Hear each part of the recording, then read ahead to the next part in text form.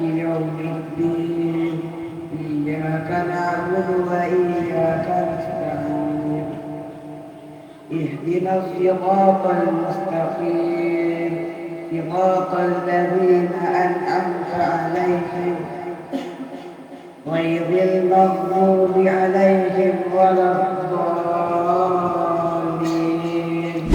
ربنا وأدخلهم جنات عدن التي وعدتهم ومن صلح من آبائهم وأزواجهم وذرياتهم إنك أنت العزيز الحكيم.